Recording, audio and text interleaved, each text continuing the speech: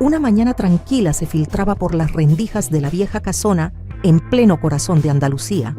La luz dorada y oblicua resbalaba sobre las paredes blancas encaladas, tiñendo el ambiente de una paz ancestral.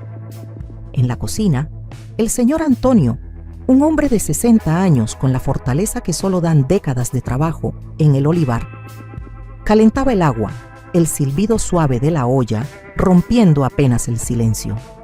Con movimientos pausados y precisos, midió la temperatura antes de verterla cuidadosamente en un cubo.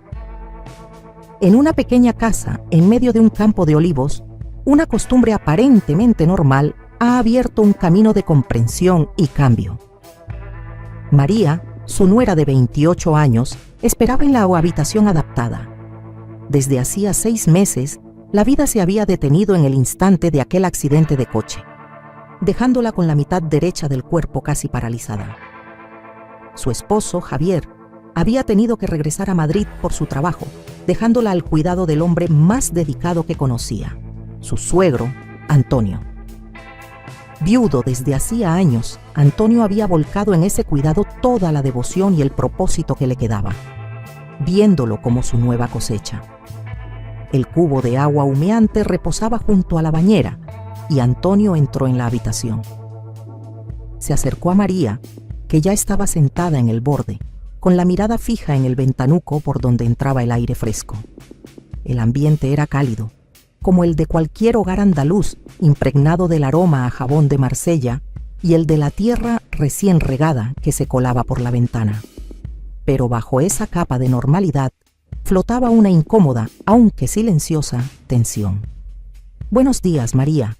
Ya está lista el agua. En su punto», anunció Antonio con la voz grave y protectora, una voz que no había necesitado levantar en el campo ni en el hogar por años. Era la voz de la certeza. María giró la cabeza con dificultad, forzando una sonrisa que aún le resultaba extraña en el rostro. «Gracias, Antonio. Siempre tan atento», contestó ella, con la voz suave, tratando de inyectar ligereza a un momento que para ella era una lucha diaria contra la vergüenza. Antonio no notaba la lucha. Para él, ese momento era simple, una necesidad, un acto de amor puro y no adulterado. Lo hacía con la misma parsimonia y detalle con la que había podado olivos por 40 años. Creía firmemente que él, el padre de su esposo y cabeza de familia, era el único que podía brindar el cuidado más meticuloso, asegurándose de que ninguna zona quedara sin atender, de que la circulación mejorara con el calor. En su mente era la única manera de ayudar, era el único camino. «No me lo agradezcas, eres de la familia, es mi obligación. Javier me lo encargó y yo no fallaré. Nunca fallé a tu madre, tampoco fallaré a ti», dijo Antonio, ayudándola a acomodarse. María sintió un nudo en el estómago, un hormigueo que no era de su parálisis sino de su alma. La gratitud era inmensa. Sin la ayuda de Antonio, la vida sería imposible. Pero cada mañana, al sentir sus manos fuertes y expertas sosteniéndola, una parte de ella gritaba. Era la parte que anhelaba la independencia, la que había crecido en la cultura moderna española, donde las partes del espacio personal, los límites y la autonomía se valoraban por encima de la intervención familiar, por muy bien intencionada que fuera. Ese exceso de atención, aunque envuelto en el cariño de un suegro, se sentía como una jaula dorada. «Antonio, creo que puedo sujetarme un poco mejor hoy, ¿sabes? Con el pasamanos», sugirió María, intentando negociar 1 milímetro de privacidad, de dignidad recuperada. Era una ofrenda sutil, envuelta en papel de azúcar para no herir la sensibilidad del hombre. Antonio se enderezó, su gran figura proyectando una sombra en el suelo de baldosas. «No te preocupes por eso, hija. Hoy no. Ya tendrás tiempo de sobra para luchar. Mientras estés bajo mi techo, descansa. Tienes que recuperar fuerzas. El médico dijo que la rehabilitación es lenta, pero que la actitud es importante». Y con esa frase deshizo cualquier posibilidad de conversación, cerrando el tema con la autoridad benevolente de un patriarca de pueblo. María asintió, derrotada por la propia bondad de él. La cultura de esa casa, de esa generación, era una pared impenetrable. El cuidado era poder y el afecto se demostraba a través de la omnipresencia. Expresar su incomodidad, decir en voz alta que anhelaba bañarse sola, que necesitaba ese límite, se sentía como una traición. Le parecía impensable ofender a Antonio, a quien sinceramente había llegado a querer y a ver como el padre que había perdido años atrás. Mientras Antonio procedía con el ritual, María cerró los ojos, concentrándose en el sonido del agua al caer y en los pájaros cantando fuera, tratando de llevar su mente a los olivos y al sol, lejos de la intimidad forzada. Antonio, sin una palabra, se movía con la eficiencia de la rutina, un murmullo constante de apoyo y aliento en voz baja, siempre refiriéndose a ella con el mismo cariño profundo y ligeramente abrumador. Aquí un poquito más de calor, así. Ya casi está, María. Pronto estarás en la cama, descansando. El ambiente, aunque incómodo para María, estaba lleno de un tipo de amor que no sabía cómo expresar sus límites, un amor que solo conocía la forma de la entrega total. Ella respiró hondo, aceptando una vez más el camino de comprensión que se abría, un camino donde la gratitud y el respeto por uno mismo debían encontrar un punto de equilibrio antes de que el peso del afecto se volviera insostenible. Esta mañana, como las anteriores, sería igual, pero en su mente, una pequeña semilla de decisión acababa de germinar. Sentía que pronto tendría que pronunciar las palabras que cambiarían el ritmo de ese hogar. El ritual de la mañana se repitió una semana más, pero la semilla de incomodidad que había germinado en María comenzaba a echar raíces. Ella se esforzaba por mostrar una gratitud impoluta, una fachada de aceptación que protegiera el corazón bondadoso de Antonio. Sin embargo, cuanto más se esforzaba ella en parecer cómoda, más se sentía Antonio justificado en su método, más profunda se hacía su dedicación. El sol de media mañana calentaba el campo y el aire olía a tierra seca y a la promesa inminente del verano, pero dentro de la casa, la temperatura emocional había subido unos grados. Una mañana, Antonio trabajaba con el jabón en las manos, su rostro concentrado en la tarea, ajeno por completo al peso de su presencia. Estaba absorto en una memoria lejana, una costumbre del pasado que se había reactivado con el cuidado de María. «¿Sabes, María?», comenzó Antonio, su voz bajando a un tono confesional, como si estuviera hablando solo. «Cuando te veo aquí, tan tranquila bajo el agua, me recuerdas tanto a Carmen». María sintió un escalofrío que recorrió su costado sano. Abrió los ojos de golpe y lo miró. Intentó tragar saliva, pero la garganta se le había secado. Aquella comparación lanzada al azar en un momento tan íntimo la descolocó por completo. «¿A tu esposa?», preguntó ella, su voz apenas un susurro. Antonio sonrió con ternura, pero con una sombra de melancolía en los ojos. «Sí, a mi esposa, a la madre de Javier». Ella también cerraba los ojos así, con esa expresión de paz al sentir el agua caliente. En las épocas duras, después de un día entero en el olivar, ese momento era su pequeño respiro. Tienes la misma sonrisa que ella, una sonrisa que dice gracias sin necesidad de palabras. El corazón de María dio un vuelco. No era solo que la estuviera bañando, sino que la estaba superponiendo a la imagen de su difunta esposa, a la matriarca de la familia, en un espacio donde se suponía que debía existir un límite generacional y de respeto. La acción, que era solo física, ahora se había vuelto psicológica, emocionalmente compleja.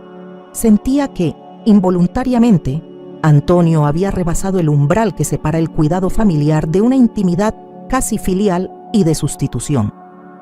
María sintió que debía hablar, que no podía dejar pasar esa grieta en el muro. «Antonio, eso es muy bonito, pero yo no soy Carmen, y yo quiero intentar más. Me gustaría probar a valerme por mí misma en algunas cosas. Creo que necesito empezar a obligar a mi lado derecho a colaborar un poco más. ¿Entiendes?». Antonio, que estaba enjuagando una toalla, alzó la mirada con una expresión de perplejidad. ¿Pero por qué, hija? ¿Te he hecho algo mal? Si yo estoy aquí para ayudarte. Si intentas hacer mucho esfuerzo, te vas a cansar, te vas a frustrar. ¿Para qué está la familia? Dime tú. No, no has hecho nada mal, al revés, se apresuró a decir María, con el pánico de herirle. Es solo que necesito mi espacio. Es parte de la terapia, supongo. Y yo estoy en el medio de una generación diferente, Antonio. La gente ahora necesita sus límites. Y yo lo necesito para sentirme, no sé, para sentirme yo otra vez.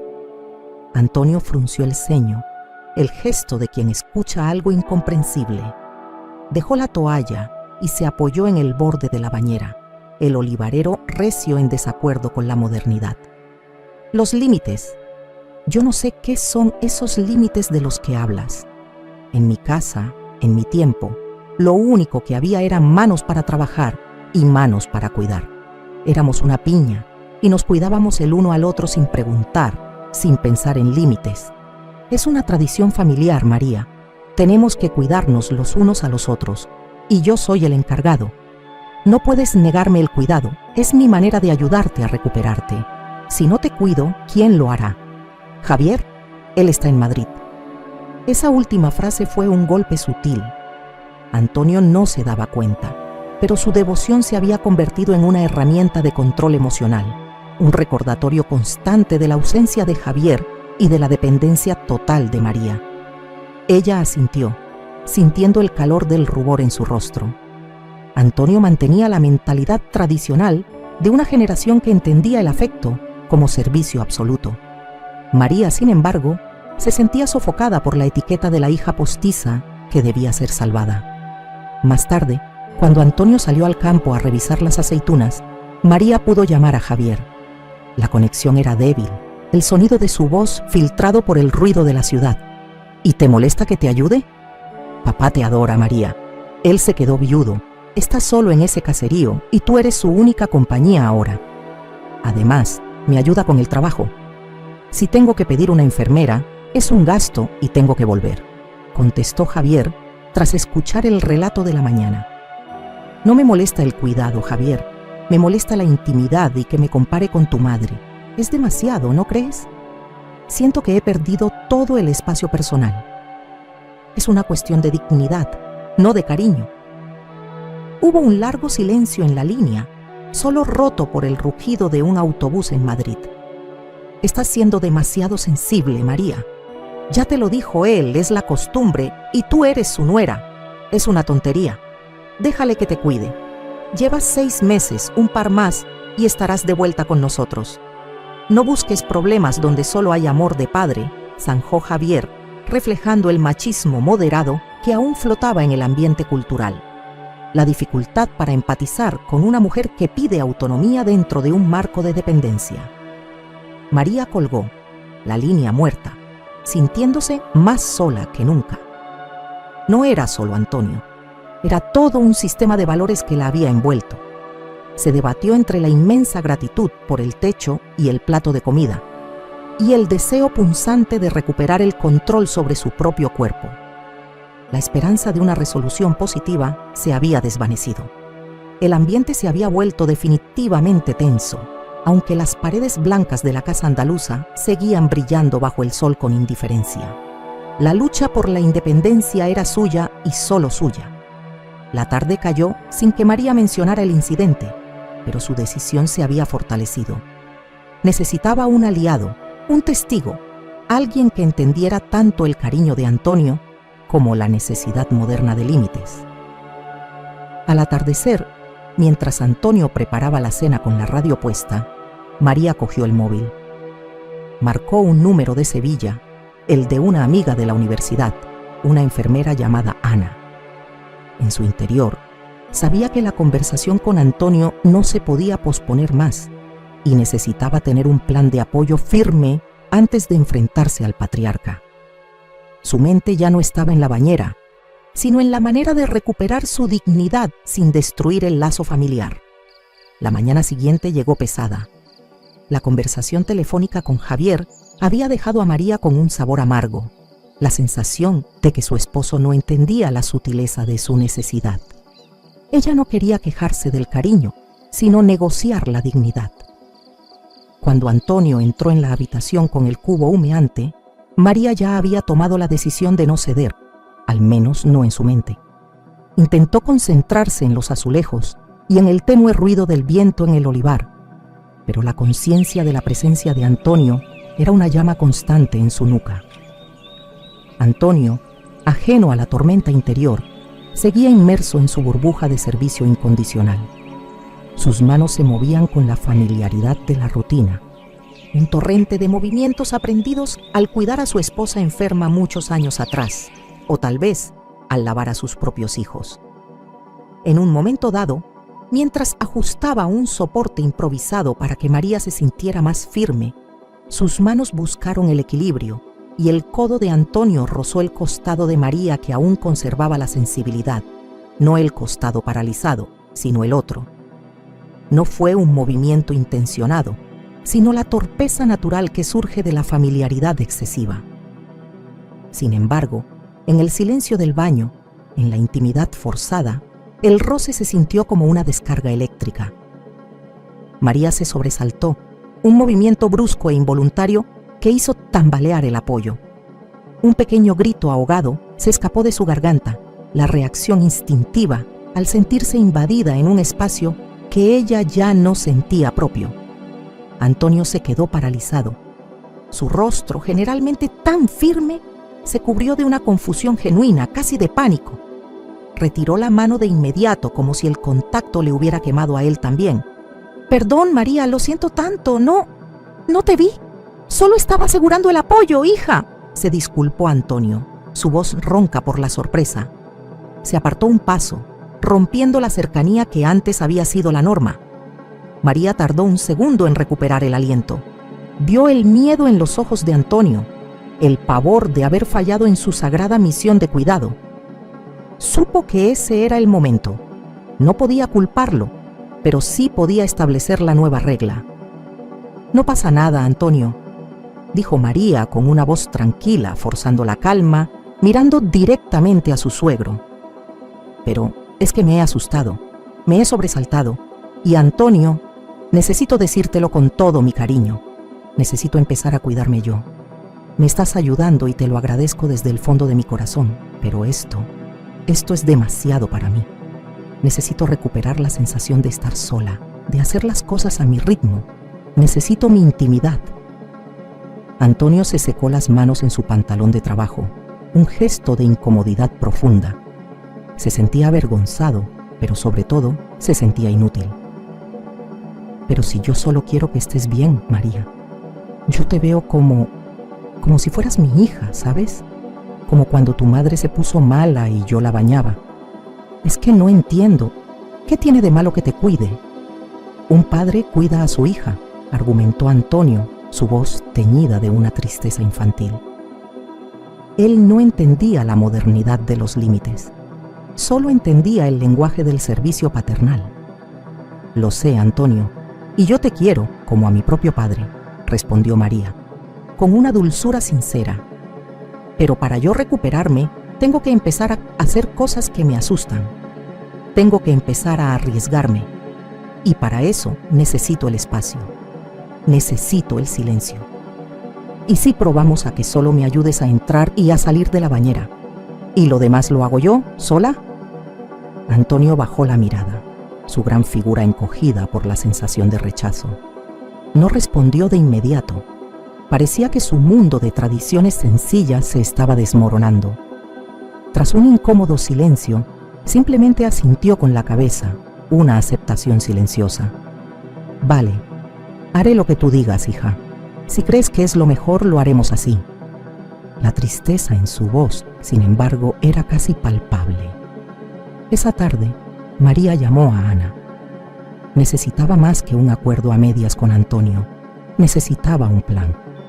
Ana, su amiga enfermera en Sevilla, se mostró comprensiva de inmediato. A los 2 días, Ana hizo el viaje hasta el caserío, trayendo consigo no solo su optimismo arrollador, sino también conocimiento práctico. Ana pasó la tarde enseñándole a María ejercicios de rehabilitación específicos para realizar en la silla, enfocados en activar su costado derecho. Más importante aún, le mostró cómo utilizar unos dispositivos de asistencia sencillos que había traído, agarraderas de succión para la pared de la ducha y un asiento giratorio diseñado para permitirle lavarse con seguridad, minimizando la necesidad de ayuda física. «Mira, María, con esto puedes sujetarte tú sola, girar el cuerpo y el resto es cuestión de práctica», explicó Ana, mientras instalaba el equipo temporalmente, demostrando que la autonomía no era un sueño, sino una meta alcanzable con las herramientas correctas. Se trata de recuperar el control, no de forzar la curación. María sintió una ola de poder, de esperanza real. Por primera vez en meses, sintió que podía valerse por sí misma, que la dependencia de Antonio era negociable. La visita de Ana le había dado el plan y la seguridad. Ahora, armada con conocimiento y con un plan de acción concreto, María se sintió lista para tener la conversación franca y definitiva con Antonio. Ya no se trataba solo de un roce o de una comparación. Se trataba de su derecho a una rehabilitación completa que incluyera su dignidad personal. Debía hacerlo por sí misma, de una forma que honrara el afecto de Antonio sin sacrificar su propio espíritu, acorde con el espíritu abierto de la sociedad española moderna que valoraba tanto el cariño familiar como la libertad individual. El aire de la casa se cargó con la expectación. Antonio la miraba desde lejos, dudando si ofrecerse a ayudar. María lo miraba con el corazón lleno de cariño y de una firmeza nueva.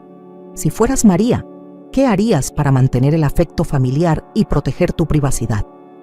Por favor, responde en los comentarios para que yo y todos lo sepamos. La tarde había caído sobre el caserío con una lentitud solemne, tiñendo los olivos de tonos malvas y dorados. Ana se había marchado hacía unas horas, dejando a María con un espíritu renovado y las nuevas herramientas de asistencia. Antonio estaba sentado en la terraza, con la mirada perdida en el horizonte del campo, la tristeza de la mañana todavía aferrada a sus hombros. La cena estaba en silencio. María se acercó a él en su silla, el crujido de las ruedas sobre la baldosa sonando fuerte en la quietud. Sabía que no podía esperar más. La conversación debía ser ahora. «Antonio», comenzó María, con una voz baja pero firme, la dulzura andaluza intacta en su tono. Él levantó la cabeza, esperando la temida sentencia. «Quiero que sepas algo, y quiero que me escuches con tu corazón, no solo con tu oído», continuó ella. «No hay palabras en mi boca que puedan expresar la gratitud que siento. Tú me has salvado estos meses. Cuando Javier se fue, yo me sentía rota y sola. Tú eres mi pilar, Antonio. Me diste un hogar y me diste el cuidado de un padre sin pedir nada a cambio. Y por eso te veo y te quiero como a mi propio padre». Antonio sintió un pequeño alivio, pero su rostro seguía tenso. Las palabras de cariño eran solo el prólogo, pero María hizo una pausa, buscando las palabras exactas para no destrozar la bondad del hombre. «Para que yo pueda recuperarme de verdad, necesito algo más que cuidado. Necesito mi dignidad. Necesito sentir que vuelvo a ser yo. Y en mi generación, Antonio, la autonomía es parte de la salud. Ana me enseñó a usar unas herramientas que me permiten hacer la mayor parte de la higiene sola. Ya no necesitas hacer el baño completo». La figura de Antonio se tensó. El alivio inicial se evaporó, reemplazado por un dolor agudo y punzante de rechazo. Se puso de pie, su gran sombra cubriendo a María por un instante. «¿Dignidad? ¿Pero es que yo te he quitado la dignidad, María?», preguntó, su voz resonando con una mezcla de herida y enojo. «Es que no te he cuidado bien. Yo te he dado todo lo que tengo, mi tiempo, mi fuerza. Yo soy el padre de tu marido y te he cuidado como a mi propia hija, como a Carmen en sus últimos días. ¿Y ahora dices que te quito la dignidad? ¿Y por qué esa Ana, esa enfermera moderna, es mejor que yo? Ella solo sabe de máquinas, yo sé de corazón». Se sentía completamente arrojado. El cuidado era su moneda de valor, su propósito desde que se quedó viudo.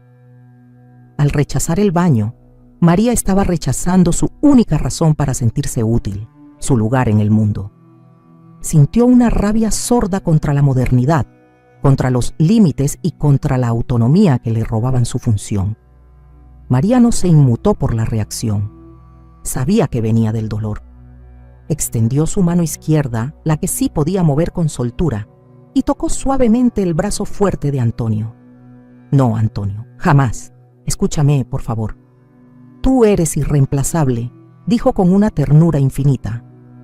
Pero el amor es una cosa y el respeto por el crecimiento del otro es otra. Tienes razón, me has cuidado como un padre cuida a su hija.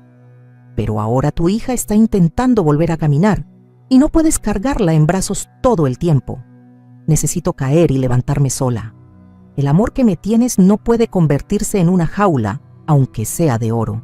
Te necesito como figura paterna, como confidente, como el hombre que me enseña la vida tranquila del campo, no como mi cuidador personal. Lo miró a los ojos, con una sinceridad tan rotunda que desarmó por completo la armadura de Antonio. Quiero que toda la familia se respete, y respetarme a mí misma significa volver a ser dueña de mis propios momentos. Si tú me quitas esa lucha, me quitas la oportunidad de curarme. ¿No lo ves? Yo no te rechazo a ti, Antonio. Yo estoy abrazando mi propia vida. Antonio se quedó quieto, sintiendo el peso de sus palabras. Vio el miedo, pero también la firmeza en los ojos de María. Y entonces, lentamente, la niebla de su dolor egoísta comenzó a disiparse. Se dio cuenta de que había impuesto el modelo de cuidado tradicional, un modelo basado en la dependencia total y el servicio incuestionable, sin haberse detenido un solo instante a considerar el deseo, la psique o los sentimientos de la joven. Había confundido el deber con la necesidad del otro. Había sido un cuidador magnífico, pero un suegro sordo. Su amor por Carmen y su dolor por su pérdida lo habían llevado a replicar una situación, sin darse cuenta de que María no era su esposa moribunda, sino su nuera luchando por vivir. ¿Entonces yo he estado equivocado todo este tiempo?, preguntó Antonio con una voz quebrada, el gran olivarero de pronto vulnerable y pequeño. El reconocimiento del error fue un quiebre emocional, la aceptación de que la tradición no siempre tiene la razón. He estado ciego. Solo pensaba en lo que yo hacía por ti, no en lo que tú necesitabas para ti. Perdóname, María. No era mi intención. María sonrió. No tienes nada que perdonar, Antonio. Solo tienes que aprender a ayudarme de otra manera. Antonio se secó una lágrima furtiva con el dorso de la mano. De acuerdo. Que venga Ana. Y usa tus aparatos. Yo te ayudaré a entrar y salir, solo si me dejas. Y dime, ¿qué más puedo hacer entonces? ¿Qué hace un suegro que ya no tiene que bañar a su nuera? María reflexionó un momento. La tensión disuelta por la aceptación sincera de Antonio. Podrías enseñarme a cocinar la paella que me hizo Javier cuando éramos novios. Él nunca la hace tan bien como tú. Podríamos hacerla juntos mañana, sin prisas. Y luego me cuentas cómo va el olivar. Antonio sonrió por primera vez, una sonrisa sin sombra de pena o deber, sino de genuino propósito. La paella, eso sí. Mañana te enseño el secreto del azafrán, María, y de lo que haga falta. No fallaré, nunca más. Los días que siguieron a la conversación fueron un periodo de incómodo reajuste, el inventario de una relación que había perdido su centro de gravedad. No hubo una pérdida dramática y notable, pero tanto María como Antonio experimentaron la sutil pero profunda dificultad de soltar lo que había sido la norma. Para Antonio, la pérdida era tangible. El vacío en su rutina matutina, el sentimiento de propósito que se desvanecía cuando se retiraba de la puerta del baño. Para María, la pérdida fue el final de la paz superficial que da la dependencia, intercambiada por el esfuerzo extenuante y la responsabilidad total de su autocuidado. Era un precio justo a pagar por la dignidad, pero el camino era más duro. Por las mañanas, Antonio esperaba fuera del baño, como un guardia que ha sido relevado, pero que no sabe dónde más apostarse. Entraba solo para ayudarla con el delicado traslado, un apoyo físico mínimo que ahora realizaban en un silencio respetuoso. María, usando las agarraderas instaladas por Ana, luchaba. Se obligaba a usar el lado paralizado para estabilizarse, sudando el esfuerzo, frustrándose a menudo con la lentitud.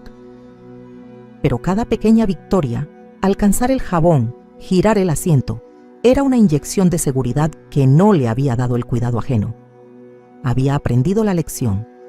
Defenderse y autoafirmarse era un paso necesario hacia la recuperación, un valor innegociable en la cultura española moderna que equilibraba la calidez comunitaria con el espacio personal. Antonio, por su parte, se encontró con una inmensidad de tiempo. Sus manos, acostumbradas a frotar y a cuidar con urgencia, ahora estaban ansiosas. Recordó su promesa. La cocina se convirtió en su nuevo campo de batalla. Enseñar a María la paella fue el primer puente de comunicación no invasiva. Se sentaban juntos, Antonio picando los ingredientes con la destreza del labrador, María observando y dictando instrucciones sobre la cocción del arroz, su mente aguda y activa, compensando la lentitud de su cuerpo. «El secreto, María», le decía Antonio, moviendo la cuchara de madera sobre el sofrito, «no es el azafrán, es la paciencia, y saber escuchar al arroz, hay que respetarlo». Y así, mientras Antonio le hablaba del respeto al arroz, María entendía que él también estaba aprendiendo a respetar los límites personales. Se dio cuenta de que su suegro estaba superando la mentalidad de que el afecto solo se expresa a través del servicio físico incondicional. Sin embargo, el vacío de las tardes seguía siendo un problema. El caserío se sentía grande y silencioso. Buscando dónde verter su energía, Antonio se animó a visitar el centro social del pueblo. Allí encontró un grupo de jubilados que se reunía para practicar y compartir su pasión por el flamenco. El arte profundo y emotivo se convirtió en su nueva alegría. En la danza, Antonio encontró una expresión para el dolor y la alegría de vivir, que no requería palabras, solo compás y pasión. Sus pies golpeaban el suelo, liberando la frustración contenida, un nuevo propósito que revitalizó su espíritu. A la semana siguiente, Javier regresó de Madrid aliviado, pensando que el conflicto de su esposa con su padre se había disuelto por arte de magia. Encontró la casa en una calma diferente. Ya no había la tensa quietud de la dependencia, sino el bullicio de la vida renegociada. Vio a María manejando su silla con más soltura, sonriendo con un brillo nuevo, y a Antonio con las manos teñidas de azafrán y las mejillas rojas por el baile.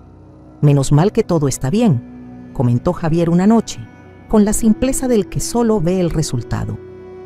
«Ya sabía yo que papá no tenía mala intención, es su manera de ser». María lo miró con calma. «No, no tiene mala intención. Pero no es solo que él cambiara, Javier. Es que yo tuve que defender lo que necesitaba. Y tú no me escuchaste. Pensaste que estaba siendo sensible», le recordó María con suavidad. Javier se sintió avergonzado. Al ver el nuevo equilibrio, se dio cuenta de la importancia de escuchar a su esposa, de validar su necesidad de independencia, en lugar de descartarla por un problema de familia o exceso de sensibilidad. Comprendió que su propia ausencia y su tendencia a minimizar el problema habían forzado a María a una situación incómoda y a Antonio a perpetuar un error bien intencionado. La casa era la misma, pero la dinámica había mutado. María se sentía más segura de sí misma. Antonio había encontrado una nueva conexión con la comunidad y consigo mismo a través del flamenco. Y Javier, el ausente, había aprendido que la distancia geográfica no debía significar distancia emocional. Habían pasado por un periodo difícil, pero de esa fricción había nacido una comprensión más rica y más sana. La familia comenzaba, por fin, a llevarse bien sobre una base de respeto mutuo, no solo de deber. ¿Puede una conversación franca resolver todos los malentendidos en la familia? ¿Han vivido alguna vez una situación similar? Por favor, responde en los comentarios para que yo y todos lo sepamos. El regreso de Javier a casa no fue la solución, sino el catalizador. Aunque aliviado por la nueva paz, se sentía marginalizado. Su esposa y su padre habían negociado un nuevo código de conducta sin su intervención, y él se sentía el extraño, el que había ignorado las súplicas de María. Para ocupar su incomodidad, decidió ordenar el viejo escritorio de su madre en la sala de estar, un mueble que nadie había tocado desde el entierro de Carmen. Javier se sentó ante el mueble oscuro, oliendo la madera vieja y el polvo de los años. Entre un puñado de recibos y una foto descolorida de sus padres jóvenes, encontró un pequeño atado con una cinta.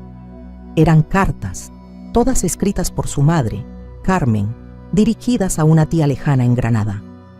Eran reflexiones íntimas de su vida en el olivar. Javier se detuvo en una carta sin fecha, pero claramente escrita durante una época de enfermedad de Carmen, justo antes de que ella tuviera que depender de Antonio. Desdobló el papel con manos temblorosas y leyó en voz baja.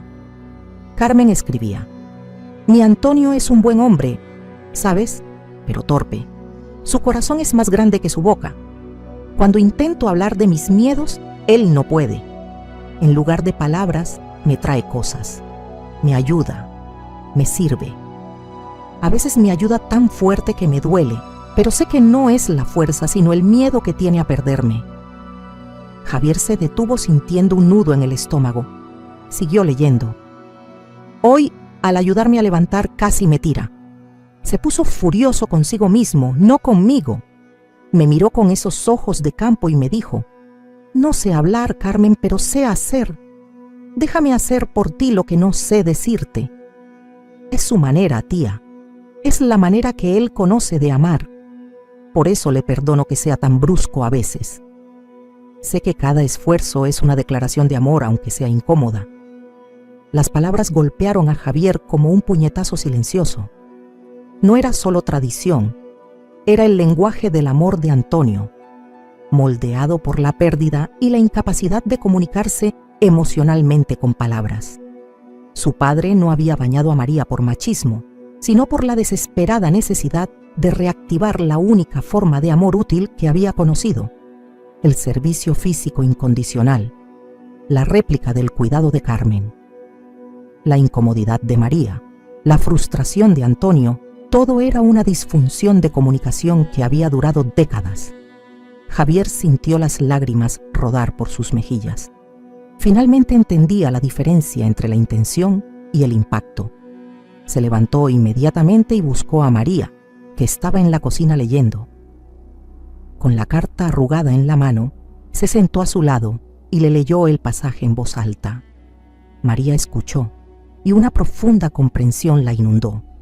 No sintió pena, sino una conexión inesperada con la mujer que ya no estaba.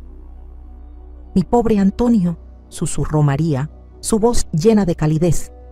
«Tiene tanto amor que no le cabe en la boca, solo en las manos».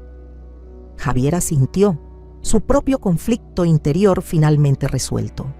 «Siempre pensé que su silencio era desinterés, que su forma de hacer era solo la ley del más fuerte. Pero era miedo, María. Miedo de no saber amar de otra forma». La carta de Carmen se convirtió en el clímax final de su comprensión. La revelación ayudó tanto a Javier como a María a comprender la pureza de la intención de Antonio, a pesar de lo torpe de su ejecución. El problema no era el cariño, sino cómo expresarlo en una familia que ahora debía navegar entre el peso de la tradición y la necesidad de modernidad. María deslizó su mano sobre el papel de la carta. «Esto es hermoso, Javier, pero también nos dice que no podemos seguir solos. Antonio se ha abierto. Ahora necesita que le enseñemos un nuevo lenguaje». Fue el punto de inflexión. María sugirió que la familia, incluyendo a Antonio, asistiera a algunas sesiones de terapia familiar, no para culpar, sino para aprender a comunicarse y a respetar las nuevas dinámicas. Dada la distancia y la movilidad de María, propuso sesiones virtuales, coordinadas con la ayuda de Ana, la enfermera, que podría ofrecer apoyo logístico. Antonio al principio rehusó rotundamente. «¿Terapia? ¿Estamos locos? Yo no estoy enfermo. Yo sé cuidar de mi gente». Pero Javier intervino por primera vez con la firmeza de un hijo que entiende a su padre. No es para curarte, papá. Es para aprender a hablarnos. Es para que sepas que el amor que le dabas a mamá, ahora se lo puedes dar a María de 100 maneras que no la hacen sentir que es una carga. Te lo pide ella y te lo pido yo. Al ver a su hijo y a su nuera unidos, apoyándose en la verdad revelada por Carmen, Antonio cedió. No con entusiasmo, pero sí con honestidad. Está bien, dijo con un suspiro profundo, su voz volviendo a ser la del olivarero. Si es para aprender a querer mejor, lo haré, pero nada de lloriqueos. Desde ese día, Antonio se abrió gradualmente, no solo a la idea de la comunicación verbal asistida, sino también a apoyar a María de formas apropiadas. Empezó a llevarla en su silla de ruedas por el perímetro del olivar, explicándole los ciclos de la aceituna, un conocimiento profundo que María escuchaba con avidez.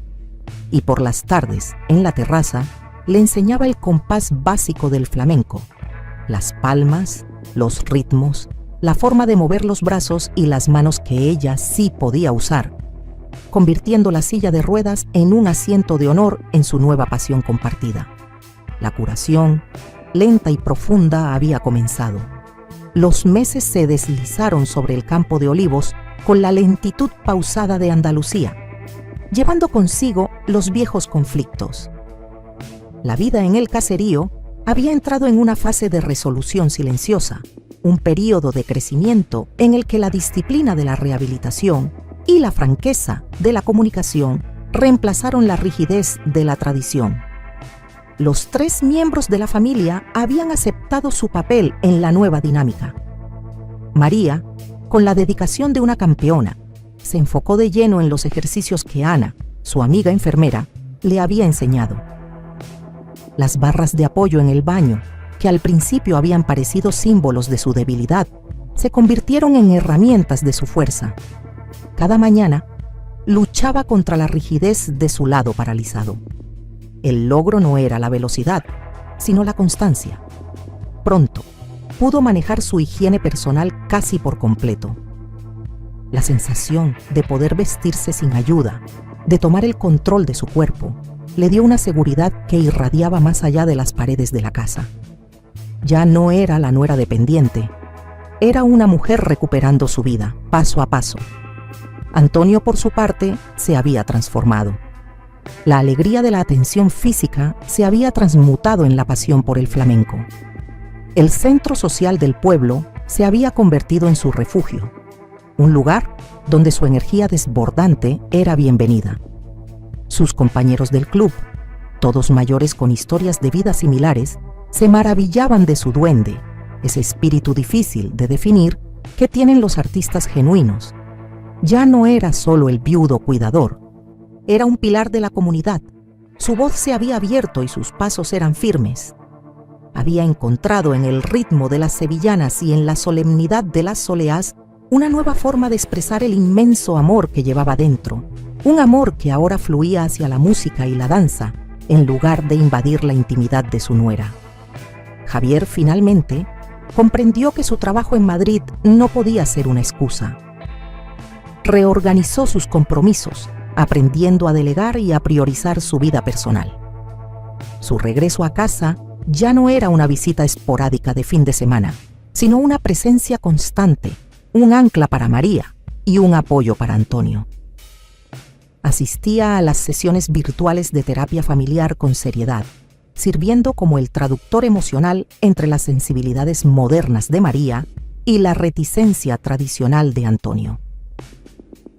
Esta nueva cercanía fortaleció su vínculo con María, entendiendo que el amor no solo se demuestra con la provisión económica, sino con la presencia y la escucha. La relación entre María y Antonio se había asentado en una cómoda autenticidad.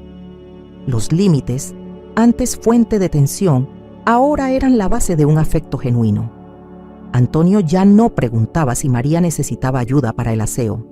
En cambio, le preguntaba: ¿qué olivo es el que más te gusta, María? Vamos a ver si le hace falta un poco de agua. Su cuidado era ahora compartido y mutuo.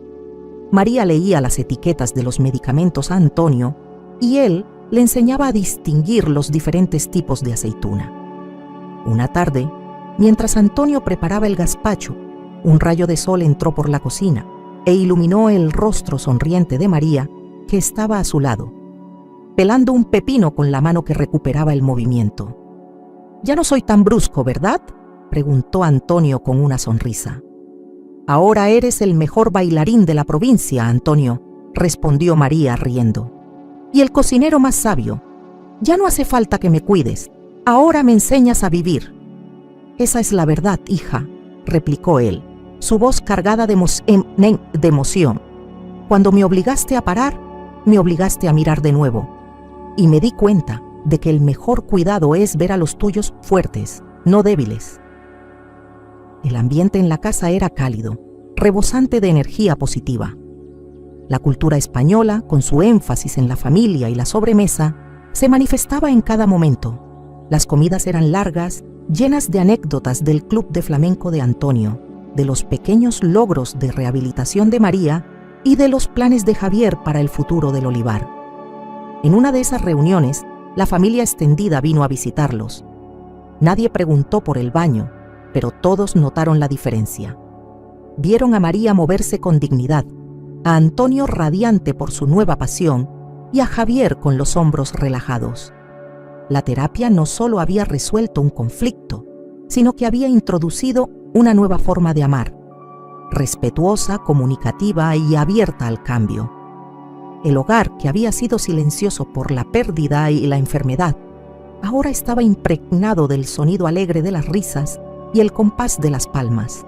La curación física de María y la curación emocional de Antonio iban de la mano, creando una imagen vibrante de la felicidad familiar andaluza.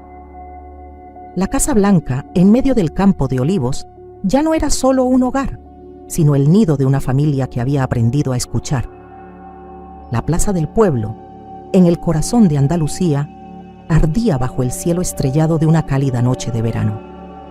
Las bombillas colgantes y las guirnaldas de papel, que se mecían suavemente con la brisa de la tarde, creaban un ambiente mágico y festivo, un contraste vibrante con la tranquilidad sosegada del olivar. Era la noche de la fiesta mayor, el evento que paralizaba las rutinas del pueblo y lo llenaba del compás contagioso y la alegría de vivir de la gente. María y Javier se encontraban en el perímetro de la multitud, estratégicamente colocados cerca de la tarima donde los músicos afinaban. María manejaba su silla de ruedas, ahora una extensión natural y cómoda de su cuerpo, con una sonrisa radiante. Llevaba un vestido ligero y colorido, y su pelo brillaba bajo la luz dorada de las farolas. Javier, su sombra silenciosa y firme, le había traído un vaso de sangría fresca, sentándose a su lado con un alivio tranquilo que no había conocido en meses. Sentían la energía colectiva de la fiesta, un torrente de vida que confirmaba que habían superado el aislamiento de su propio conflicto. El clímax de la noche llegó cuando Antonio, vestido con una camisa blanca impecable, pantalones oscuros y el pelo cuidadosamente peinado, subió al escenario con su grupo de flamenco del centro social. Había cierta expectación en el público. Todos sabían que Antonio, el olivarero, ahora tenía una nueva voz. El silencio descendió sobre la plaza, anticipando el arte. Antonio, el hombre que solo había sabido expresar su inmenso amor a través del servicio físico, el cuidado brusco en el baño, ahora se preparaba para hablar con los pies y el alma. La guitarra rompió el silencio con una nota profunda, melancólica y vibrante. Antonio comenzó a bailar una soleá, un palo del flamenco que es pura introspección, soledad y verdad. Sus pasos, su taconeo, eran fuertes y determinados. No era un profesional. Había fallos en el ritmo y su postura no era perfecta, pero su expresión era intensa, conmovedora y auténtica. María lo observaba, y en ese momento, el recuerdo del baño desapareció por completo. Ya no veía al suegro incómodo, al hombre que había invadido su privacidad. Veía al hombre liberado, al alma que había encontrado una vía para expresar su amor sin invadir ni forzar, liberando su corazón a través del baile. Sus manos antes tensas por el deber, ahora volaban con gracia en el aire, contando una historia de pérdida, pero también de redención. Mientras Antonio se entregaba al duende de la música, Javier sintió la mirada de María. Le tomó la mano que descansaba sobre el reposabrazos, la mano que había sido testigo de su debilidad y ahora era prueba de su fuerza. Sus ojos se encontraron en un instante profundo de conexión mutua, lleno de un amor que había sido puesto a prueba y que había triunfado. No necesitaban palabras.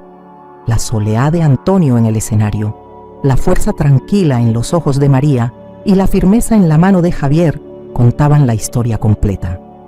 Habían superado el miedo, la rigidez cultural y la falta de comunicación. Habían aprendido a honrar la tradición del cuidado sin sacrificar la independencia y el respeto. La pieza terminó con un golpe seco, un silencio cargado de emoción y un grito masivo y entusiasta de olé de la multitud. La música se convirtió de nuevo en jolgorio. Antonio bajó del escenario, sudoroso y exultante, su rostro un mapa de la alegría. Se dirigió directamente a su familia. No preguntó por los ejercicios de María ni por su aseo, solo se inclinó con una reverencia exagerada. «¿Qué tal, maestro?», preguntó Javier, riendo con genuina admiración. «Mejor que pelando olivas, hijo», respondió Antonio con la voz profunda. Luego se inclinó hacia María, con una luz de afecto filial en los ojos. «María, ¿qué te ha parecido mi zapateado? Mañana me toca el gazpacho. ¿Me vigilas el vinagre que se me va la mano?». María le tomó la mano libre, la que no estaba sudada por el baile. «Con gusto, Antonio. Eres nuestro cantor familiar y yo seré tu crítica culinaria». Javier sonrió, lleno de amor por las dos personas que se habían transformado frente a sus ojos. Había dejado de ser el hijo que huía del conflicto para convertirse en el esposo y el hijo que estaba presente y mediaba. El ciclo se había cerrado. Mientras la orquesta se preparaba para tocar la siguiente pieza, una melodía alegre que invitaba a todos a bailar, Javier tomó suavemente la mano de María, susurrándole un plan para el día siguiente. Las palmas de la gente y la guitarra llenaban el ambiente festivo, encapsulando la vibrante y optimista cultura española. María, con el pecho lleno de gratitud, empujó su silla de ruedas hacia un lugar concurrido, mirando a Antonio que ya estaba charlando y riendo con sus compañeros del club.